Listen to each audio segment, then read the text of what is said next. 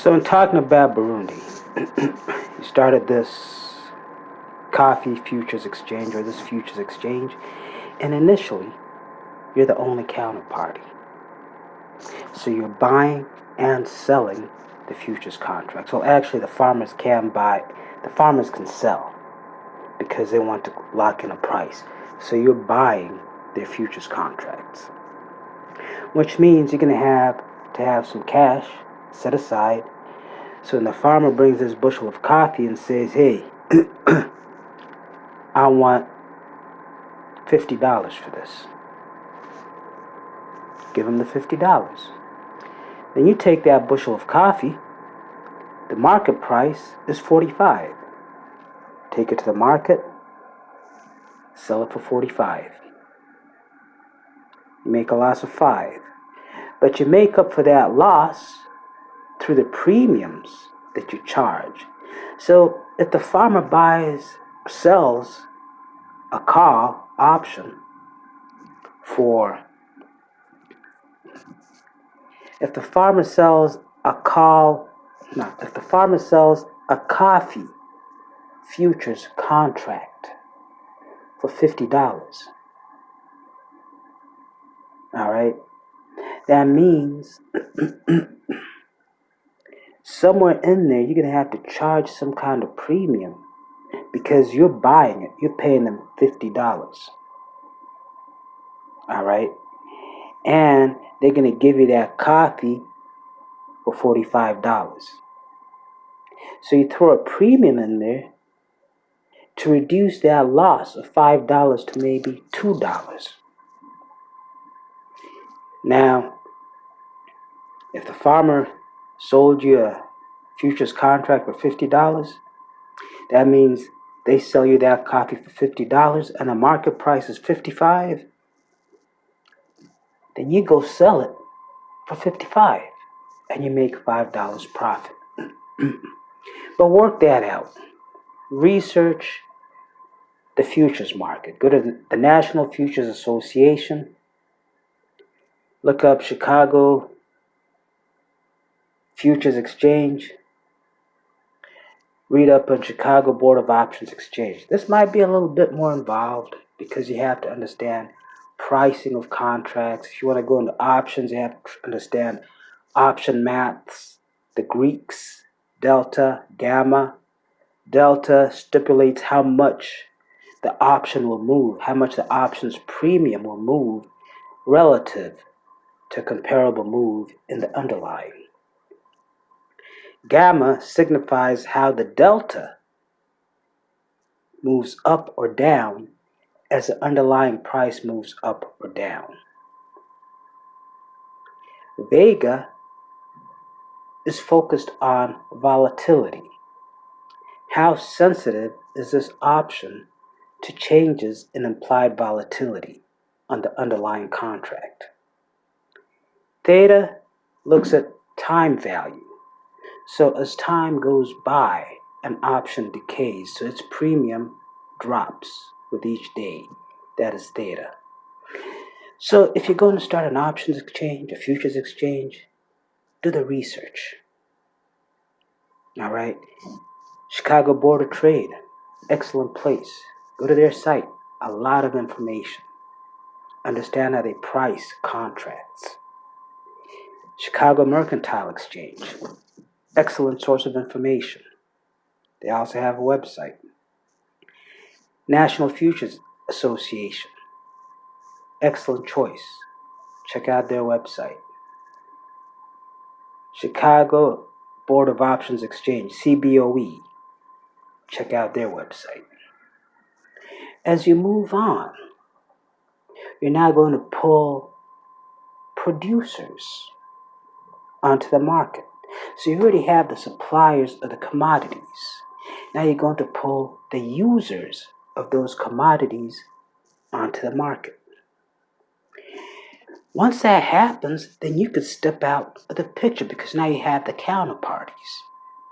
The farmer wants to sell a futures contract. Procter & Gamble or a coffee shop or whoever wants to buy that futures contract.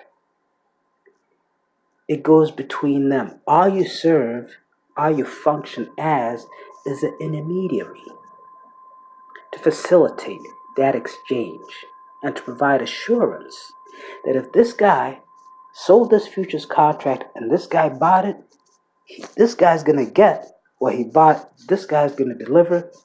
Boom. Ensure integrity in your markets. Without integrity, no one will want to fuck with you.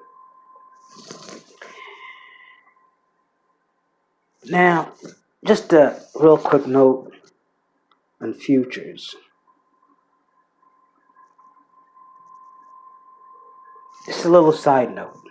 If you're here in the US, let's say you have a stock portfolio.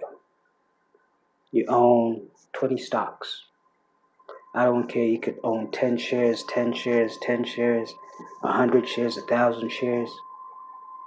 Or you're invested in a mutual fund and you know what stocks that mutual fund has in its portfolio. Or you're invested in a money market fund, which deals with the money market, short-term maturity liabilities such as treasury bills, CDs, and so forth, repo agreements between banks and financial institutions.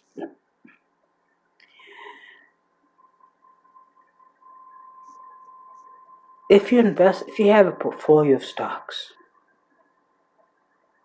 and you expect it to go up, and let's say all these stocks are part of the DJIA 30, because you have what you see when they talk about the Dow Jones, they're talking about the Dow Jones Industrial Average, which is only 30 stocks. You also have the Dow Jones Transportation, Energy. They're averages for pretty much every sector of the economy. All that it is, they're taking the prices of all those stocks, that basket of stocks in that average, that composite. They're taking their prices, assigning weights to them, and then getting an average. And that's what you see. So when you see the Dow Jones went down 500 points, that doesn't mean all the stocks on the stock market went down 500 points. It could only be 10 stocks in the Dow Jones that went down. The other 20 went up. You also have the S&P 500, and that looks at a larger basket, 500 stocks. And once again, averages it, weights it, and you get a moving average, whatever. You have the NASDAQ, and that focuses on 100 tech stocks.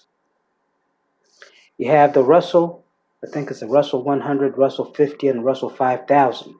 Russell is more focused on the smaller companies. The reason I'm saying this is, let's say you invested in a lot of tech stocks, Apple, Google, Amazon, eBay, Facebook. That's your portfolio. Those will be tracked by the NASDAQ 100. Now, there's a futures contract on the NASDAQ 100. You invested in these stocks, you want their price to go up. But what if it goes down? You could lose money. So you sell a futures contract. You sell the NASDAQ 100 futures contract. You sell it. Or you buy a put option on the NASDAQ 100. So if your stocks go up, it's all good. You're going to lose money in the futures, you're going to lose money in the put. If your stocks go down, the loss that you incur in your stocks will be compensated for by the increased value of your short futures contract or your put option. Likewise, if you're heavy in the Dow Jones stocks, they also have a futures contract for that. If you're focused on small caps, that is companies with the smaller aggregate market value, look at the Russell. And this is something you could think about, if you use a lot of gas, I mean, everyone uses gas, drive around, blah, blah, blah. You're a bus company, a city bus company, you're a private bus company, you have a fleet of trucks, and fuel is one of your biggest costs. If you're concerned that fuel might go up, sell futures crude oil contracts or buy put options on futures crude oil contracts. If you're a consumer, you're tired of spending, you're spending $2.50 a gallon in gas and you're like, man, what if it goes up to $3.50? They have a gas futures contract and you could sell that or buy put options on it. What I'm saying is, I'm a speculator. I trade options, futures, options and futures, options and stocks. I'm in a position, I get in 10 a.m., I'm out 2 p.m., I'm done. I don't hold shit. Why? I like the quick turnaround, make more money. But the futures markets were designed to protect against risk. You as a consumer can use the futures markets to protect against risk you might incur. Beef. How much beef do you buy a month? I don't know, 50 pounds. Sell a cattle contract. That's just a side note. Something that you could think about to enhance your financial well-being.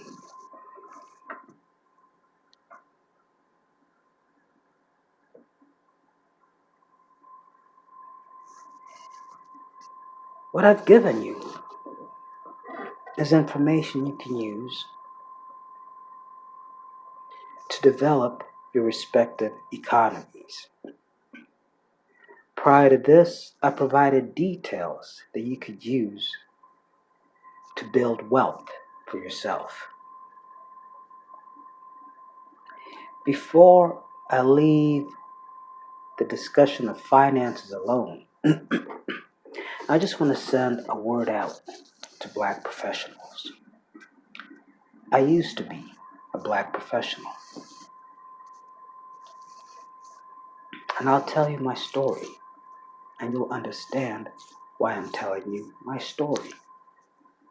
Not to brag, not to boast, but to make you realize that if a nigga like me can do it, you too can do it. My first job out of college, U.S. Department of Agriculture, I was making $40,000 a year. Out of college, that's good money. That's good money.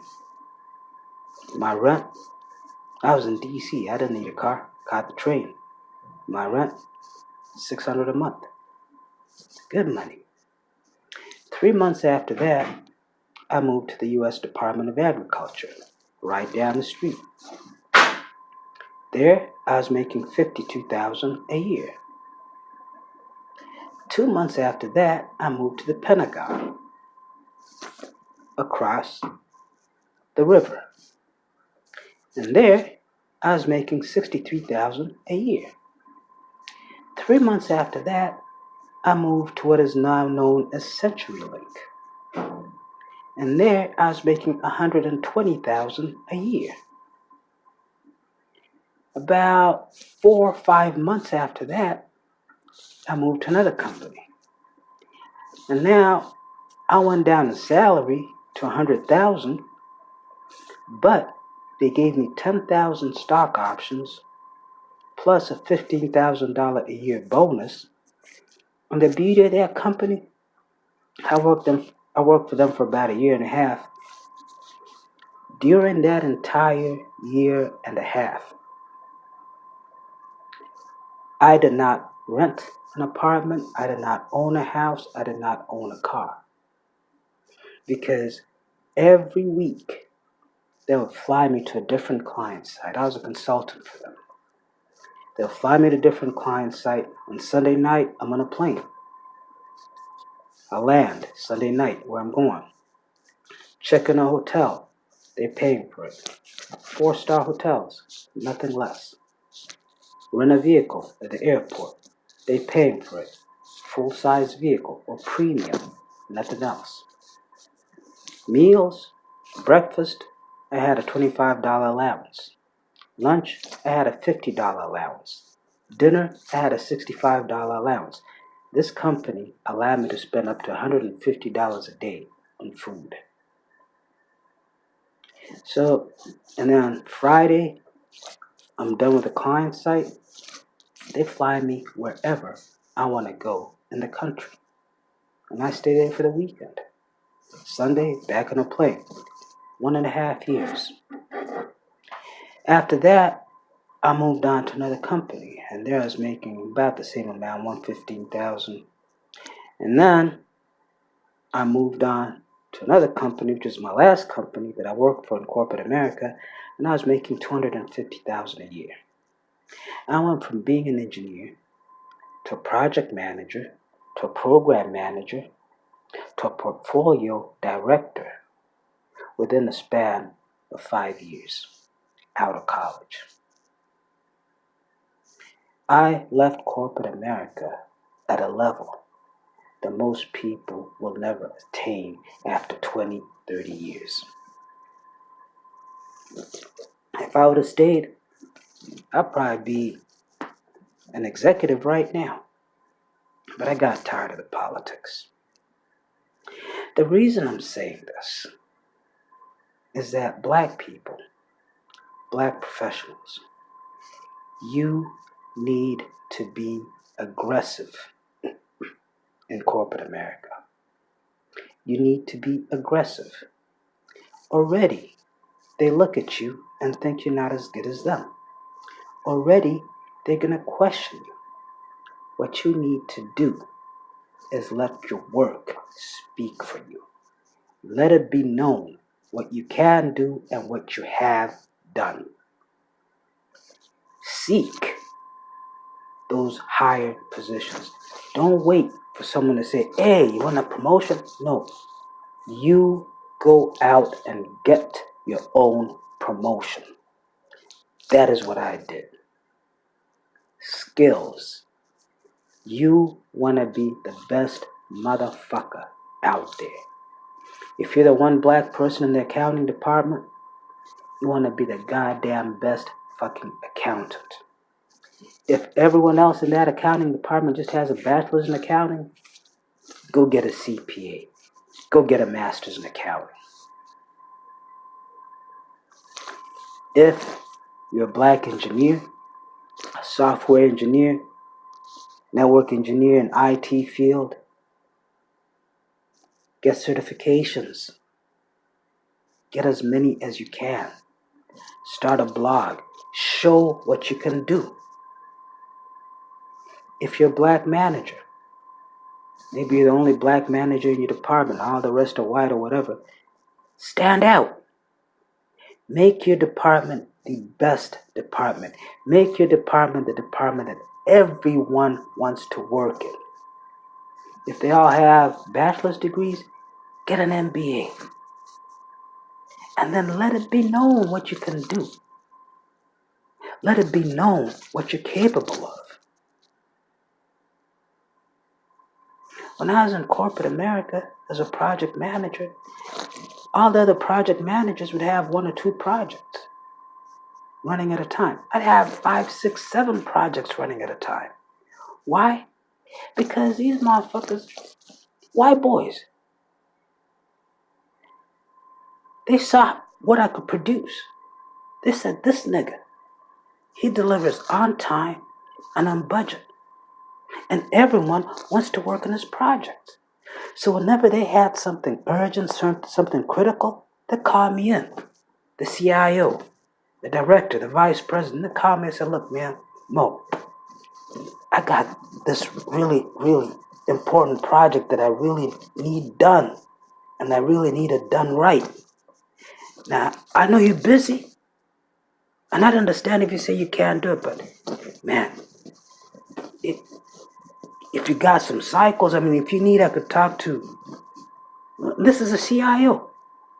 If you need, I could talk to, the other executives, and they could talk to the managers down there and take you out for those. So you could. I said, nah, man, it's cool. I'll make it happen. And I made it happen. And by making it happen, I gained visibility. I didn't gain visibility by wearing a suit and tie and being the happy-go-lucky nigga, Negro, smiling all over, hey, white man, hey, white man, hey, white man. Trying to act white, trying to talk white. I was a nigga. I go sit with CEOs, CIOs, and I talk to them like I'm talking now. I didn't put on no little white attitude or nothing. I was a nigga. But what they valued about me is not the image that I portrayed, but what I could fucking do.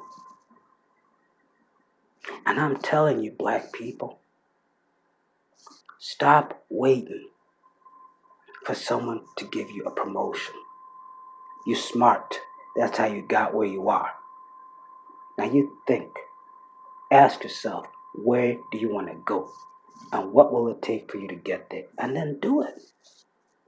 And you will be surprised at the success that you enjoy in corporate America. You will find yourself executive vice president. And on one thing, I know you all try to go into this diversity shit. Well, listen. Executives come from 3 areas: sales and marketing, finance, and operations. You will never see a CEO who used to be the vice president of HR. Never. Think strategically. This is your career. This is your future. It is in your hands. Don't expect someone else to make it happen for you. I told you what I did straight out of fucking college at 20 years old. At 25, I was at director level. All the other motherfuckers around me were old white men. I was the only nigga sitting in meetings with the CIO. The only nigga. It does not have to be like that. You got what it takes, you apply yourself, you push yourself. And don't let them put you in a little corner. Say, fuck you. I'm better than that. Listen. I'm not making these videos so you could be my friend, so you could like me and smile at me and wave when I go by in the street. I don't give a fuck about that.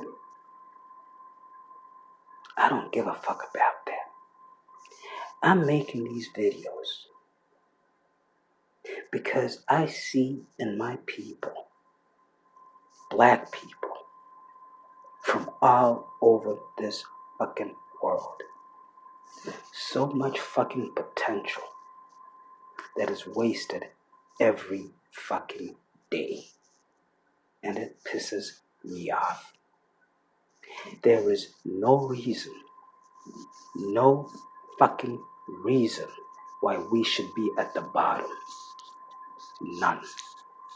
They have lied to us. They have stepped on us. They have stood in our way. I see it myself. When a white man encounters a black man who's better than them, they try and get that black man out the way. They'll try and make shit up about that black man. They'll try and make that black man look like garbage. I say, fuck you. I am making these videos so you can watch them and think. You don't have to agree with a goddamn thing that I say, but think.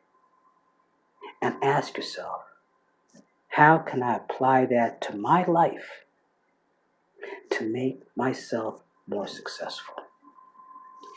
If one black person is successful in a community, and that black person is not full of themselves, and other black people look at that black person and say, hold up, that motherfucker was right here with us. Now he's up here. How the fuck he do that? And he tells them. Then another one will rise, and another one, and another one. I'm telling you, niggas, I am telling you, the day we fucking wake up is the day we will take over this fucking planet. But it happens one at a time. And that's why I've made these videos.